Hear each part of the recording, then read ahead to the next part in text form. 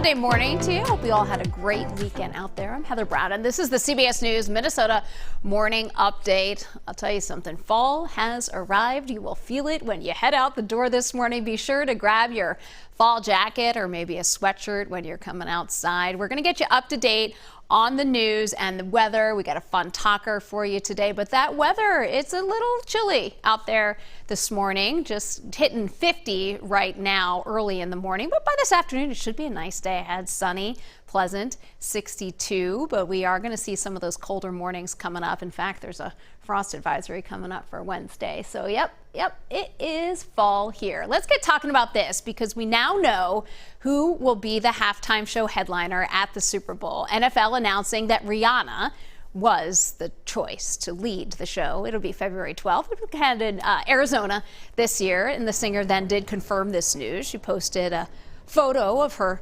holding a football. Now, Rihanna was also picked back in 2019 to perform, but she said at the time, she said no. This was an act of solidarity with quarterback Colin Kaepernick, who had taken a knee against the national anthem, or during the national anthem, I should say. A lot of people happy with this news. Rihanna's an awesome artist, right? She's going to put on a fabulous show, but lots of people could have been chosen here, right? So we wanted to know, who is your dream halftime performer? Now, you aren't Minnesotan, right? Unless you say that Prince was your favorite halftime show, of course. But I don't know. I'd love to see Beyonce do it again. I'd love to see Madonna do it again there. My goodness, like anybody that can just put on a big show and just keep you moving and keep you dancing there, I have no doubt that's what Rihanna's going to do. But what about you? Who would you love to see do the Super Bowl halftime show? Because you got a lot of eyeballs on that show.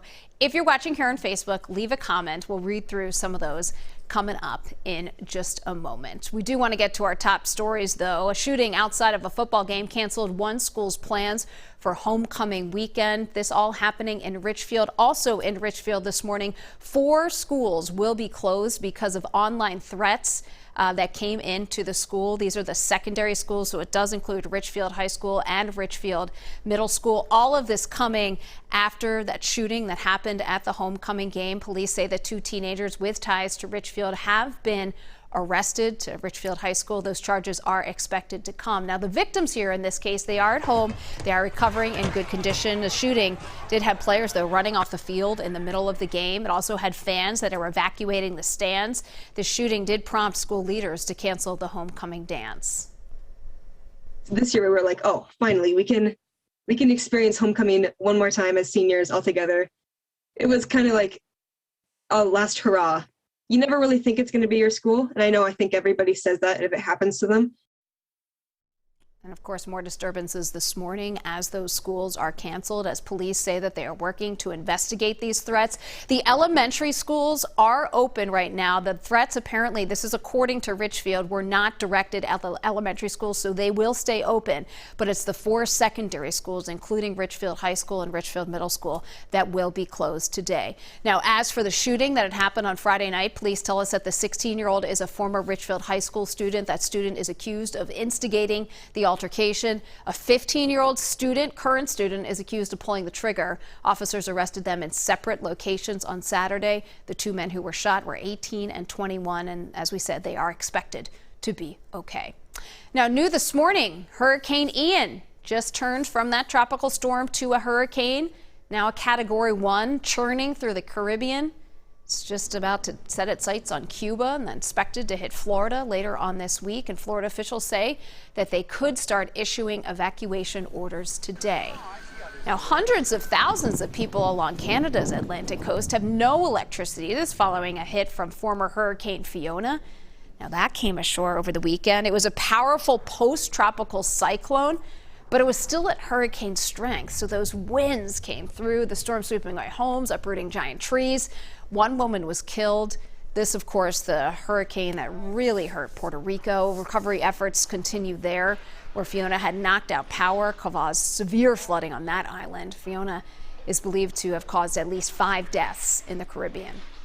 So let's talk about midterm elections because we are just over 6 weeks away now. The most closely watched congressional race here in Minnesota, you have seen the ads, so you know it is the contest between Democrat Representative Angie Craig and Republican Tyler Kistner. So this is a rematch from the 2018 election. Both of them ran in that. Craig won that one. But the 2nd congressional district, it's evenly split, between Republicans and Democrats. It's a true purple district there. It's one of only a handful of seats that will determine who will control the U.S. House. And in a year that, many political analysts say could be a good year for Republicans. The midterms generally are for the party that's not in power. Kistner and the Minnesota GOP think that this race could be within their grasp. Kistner has stressed issues like the economy and inflation, while Representative Craig is stressing her recent endorsement by the Minnesota police and peace officers. Also, she talked a lot about abortion rights when she was a guest with Esme on WCCO's Sunday Morning. My opponent, Tyler Kistner, has been all over the place since Roe v. Wade was overturned.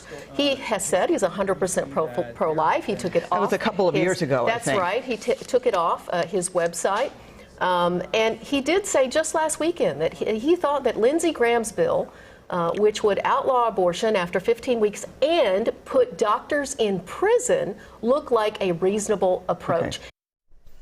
So Tyler Kistner, he will be a guest on Sunday morning, this next Sunday morning with Esme Murphy. A reminder also that early voting is open for the election. It'll be on November 8th this year. Now, if you vote early, you can change your mind. You can do something, it's called a clawback. And to do that, you need to contact the Elections and Voter Services in your county there. They need to verify that you've actually voted, and then they can get you a new ballot. You can do this all the way up to a week before the election. You can change your early vote. So Minnesota could be making a lot more money on its newly legal THC products. Now, certain amounts of hemp-derived THC are now allowed in food and drinks in Minnesota. New products are showing up at stores and restaurants across the state. Minnesota is collecting sales tax from those items, just like most things we buy, but there are no special taxes like there are for alcohol and tobacco. The states that have legalized it are seeing, millions of dollars of benefits in their first year and then more and more over time. Researchers at the University of Minnesota Duluth estimate that Minnesota will miss out on up to $46 million next year without those taxes. But the lead lawmaker on that bill does expect that number to be much lower. She says that she's working on another bill to address additional taxes.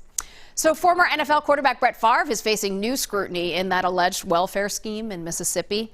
New court documents show that Favre texted the state's former governor asking to use welfare money for a football facility at the University of Southern Mississippi. So this happened 2 years after Favre had sought millions of dollars for a new volleyball stadium. Now, Favre has not been criminally charged, but he is a defendant in a civil suit that seeks to recover some of those funds. We're calling it Victory Monday today for all you Vikings fans, but I don't know about you, but that game sure had a lot of us holding our breath there. Yep.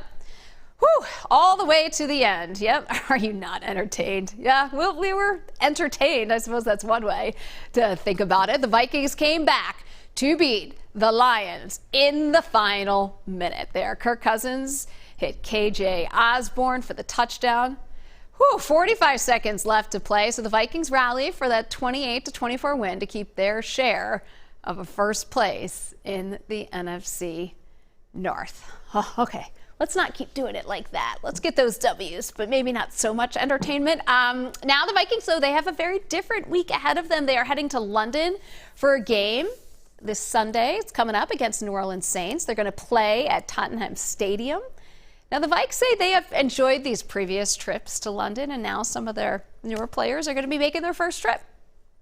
It's going to be dope. My first time going out the country. Never been, so it's going to be a different experience, but we're going to bring that swagger that we got and go get that W. So this is your first passport trip, huh? Yep, it definitely is. I just got my passport this summer with the team, so first passport trip. Anything you want to see? I'm going to start researching this week. I'm looking forward to playing them Saints. That's it? Yes, sir. It just happens to be in England, huh? It just happens to be in England. Seeing my family, it's my mom's first time in London. My first time, too, but it'll be my mom's first time. Oh, I love that mom's coming along. Kickoff for Sunday's game from London is 8:30 a.m. our time.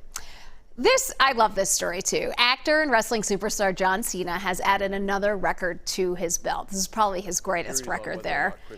You know him, he's 6-time WWE World Champ. But he just set the Guinness World Record for the most wishes granted through the Make-A-Wish Foundation. He has granted wishes for 650 children, and no other celebrity even comes close. They haven't even gotten 200 wishes there. This is Make-A-Wish, 42-year history there. Now, it may also help that Cena is the most requested celebrity for the nonprofit's Wish program, but might be requested, but he certainly says yes to those requests. So way to go. Everybody should take note of that. I love hearing that story. All right, let's get back to our Super Bowl halftime show hopefuls.